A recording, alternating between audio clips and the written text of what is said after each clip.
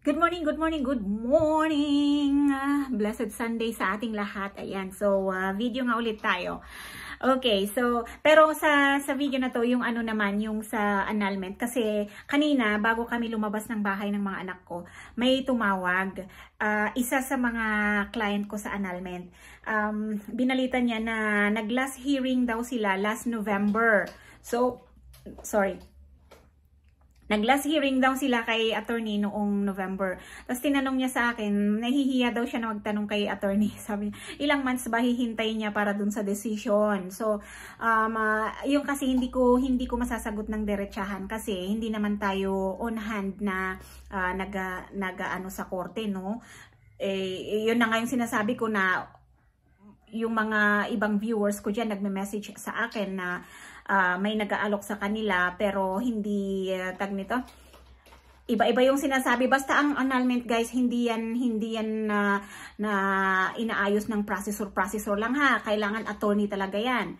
So yun nga, sabi niya sa akin kanina, Manang Leeds, nag-last hearing na kami nung November. Ilang months pa ba yung hihintayin ko para sa decision? So sabi niya sa akin, hindi ko alam ang isasagot ko. Pero sinabi ko yung actual na experience ko naman na sabi ko, sa akin noon, basta tandang-tanda ko, last hearing namin sa court, October.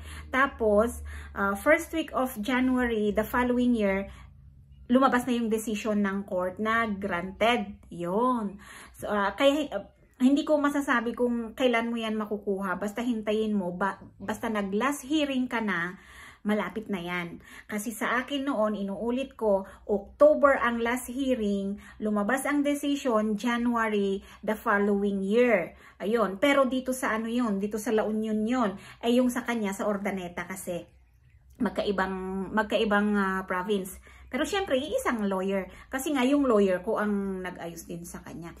Tapos sabi niya, anong next? Pag dumating na yung decision, sabi ko, pagka lumabas na yung decision na granted na yan, pupunta na yan sa sa Solgen. Itatambay mo na doon ng siguro, kasi tinanong na naman niya kung ilang months. Sabi ko, sa akin noon, the first week of January lumabas ang decision. Tandang-tanda ko, minessage ako ni lawyer noon na meron na daw yung finality ko second week of March. So, doon na lang kayo mag-base kung ilang months. Pero inuulit ko, depende yan sa RTC, sa Regional Trial Court, kung saan napaprocess yung annulment ninyo. So, yung binibigay ko na actual na nangyari sa akin, basis nyo lang yon para alam nyo kung ilang months yung hihintayin ninyo. So, sabi ko sa kanya, hintayin mo muna yung decision para malaman mo kung granted o hindi. Again, yun ang isang disadvantage ng annulment. Hindi mo alam, after waiting for so many months, for how many months, hindi mo alam kung granted or denied. So, yun yung decision na sinasabi natin. So, kapag dumating na yon, sabi ko sa kanya, kapag dumating na yung decision mo at granted yon, maghihintay ka ulit ng siguro 1 to 2 months para dun sa finality na i-release ng Solgen. Tinanong niya kung ano yung gagawin sa period of time na yan. So sabi ko, siguro hihintayin kung may mag-o-object o, o hihintayin kung ifa-final na ba talaga o hindi. Kasi nga certificate of finality na yung kukunin mo doon. Malay mo ba naman yung decision ng lower court ay taliwas dun sa decision ng higher court. Ganun lang naman ang ibig sabihin nun. Kung i-favor ng higher court yung decision ng lower court, granted yan.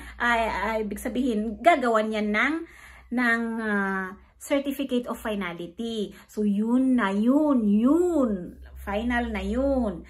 Ngayon, yun na yung ipaprocess mo sa LCR kung saan ka ikinasal. Para, yun na, baguhin na yung record mo dun sa munisipyo kung saan ka kinasal para ma-inform din nila ang PSA na, may na-receive kami na annulment information dito kay blah blah blah. para i-record na rin ng PSA. Yun yung sinasabi natin, annotation.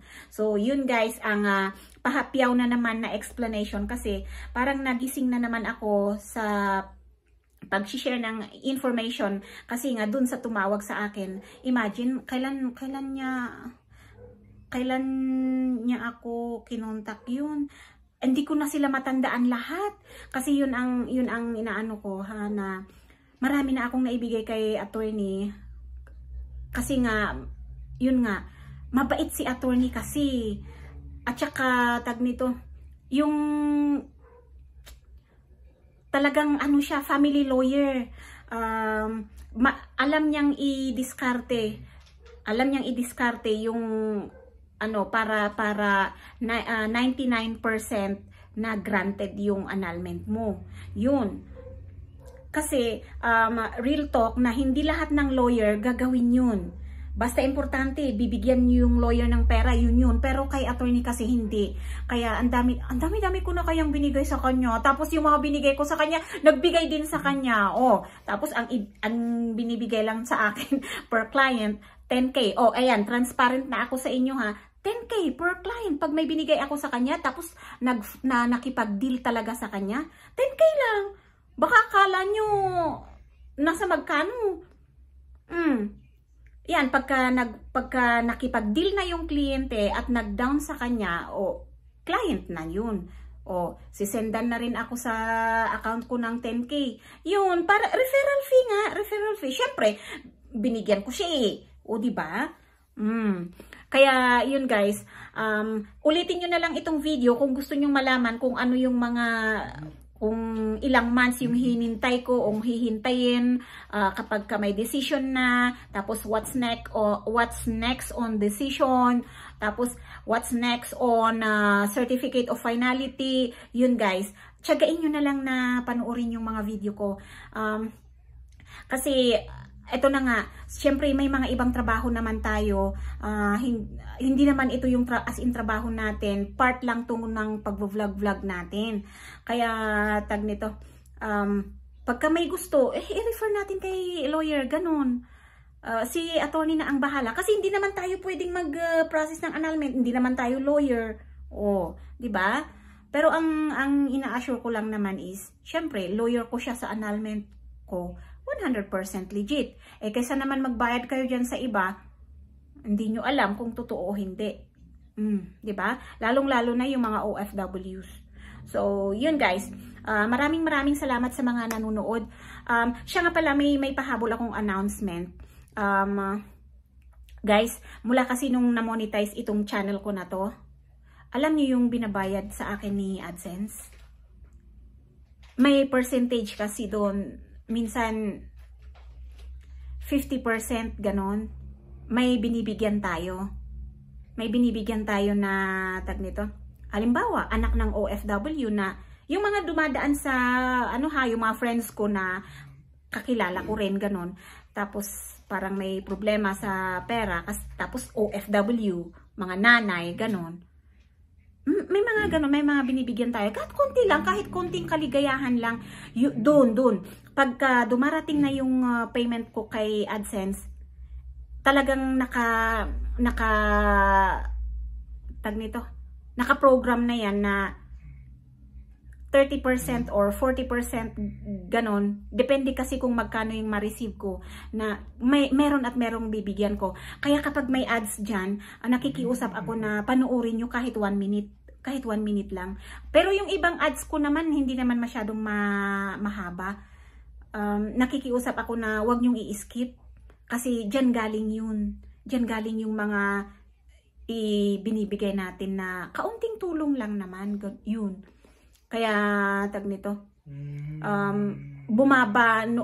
recently bumaba kasi, di ba, napansin nyo, tinamad ako, wala na akong upload. Kasi nga, parang napapagod na ako, nai-stress na ako, dyan sa Islam divorce na yan, na may service partner ako na isa na, na nang stress sa akin. Pero, at least, okay na ngayon. So, kaya, guys, pakiusap, huwag nyong i-skip. Kasi dyan galing yung mga sinishare natin na kahit konti lang. Okay, so thank you so much once again. Blessed Sunday. Bye-bye.